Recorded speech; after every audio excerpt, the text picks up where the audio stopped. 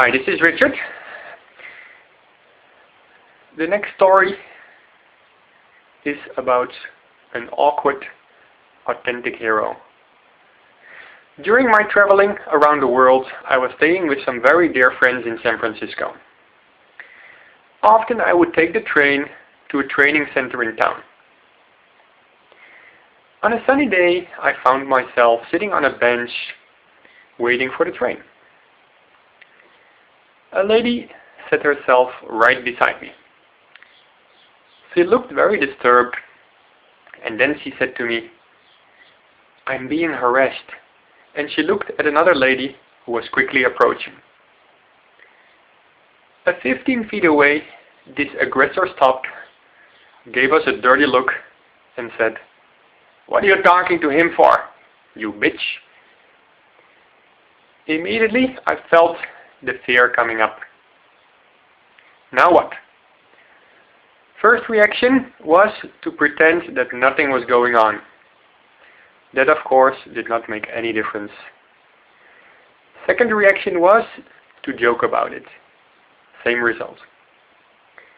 Then the train came, and I asked the lady on the bench, "Do you want me to sit next to you?"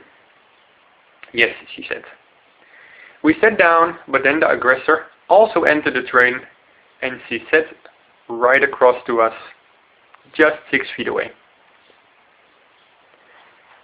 The doors closed, and this lady aggressor stood up, and she came walking towards us, and now stood 1 feet away. I thought, now it's going to escalate.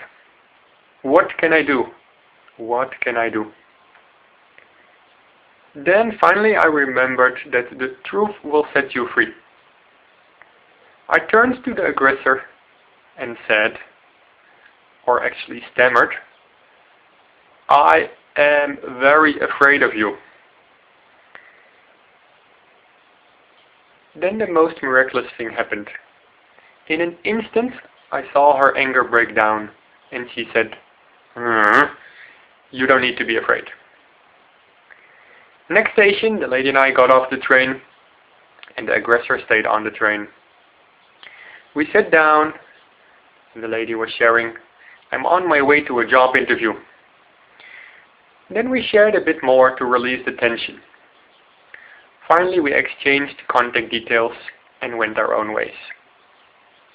I took the next train, got off at my stop, and started walking towards the training center. When I was walking the last 30 feet to the door, another miraculous thing happened.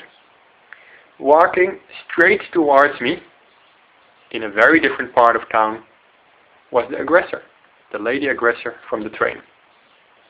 How is this possible? I thought. There was no time for any more thoughts, as the lady was passing me by and gave me a big smile. Not knowing what to think anymore, I entered the center. This is what I learned. Authentically expressing your experience might not look so cool, but it is a non-violent and very effective way to avoid conflict. Maybe even more important was the learning in the second encounter of this aggressor. I actually learned there are no aggressors. There are no bad people.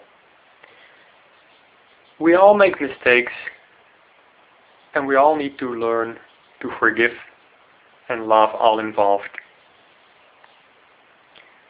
1 year later, when again I visited San Francisco, and I looked up my new friend, I heard that she had gotten the job, and we both had a good laugh about her awkward, authentic hero.